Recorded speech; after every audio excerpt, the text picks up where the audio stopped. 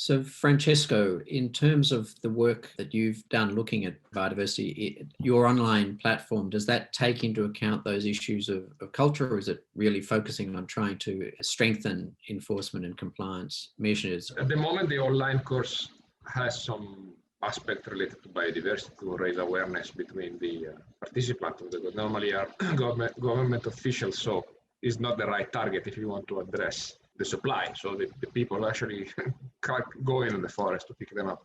I want to take this from a slightly different angle, because I'm not a social livelihood restoration expert either, is that all these activities that are needed require resources, require money. And most of the time, the government is not very keen to allocate a huge amount of money for such an activity. So the budget that is dedicated to law enforcement in the term for wildlife trading or restoring livelihood is extremely low. So that's the reason why probably some of these people, like Ms. Raini was said, they actually got paid by the poachers to go on the jungle and plant the snares.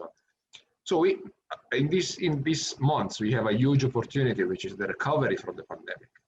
Everyone is emphasizing the green recovery and we need to build better.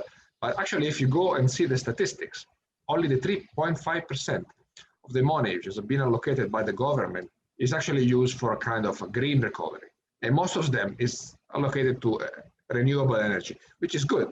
But we need to be aware that the pandemic has been created by an imbalance on biodiversity. So why we need also to use some of the money to avoid that will happen again.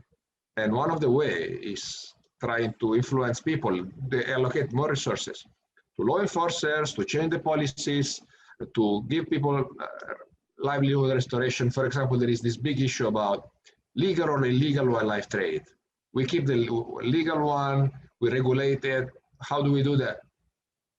In my personal opinion, again, it probably is controversial, but this is my personal opinion. We should ban any kind of wildlife trafficking, legal or illegal. If you say, okay, this people is going to lose his job, his livelihood, yes, it's true. Then let's use some of the money of the green recovery to give them an alternative way of livelihood. It can be tourism, can be something else. So it happens all the time. Why we are not maybe pushing more for it? So it's just a different angle to try to find a solution to this.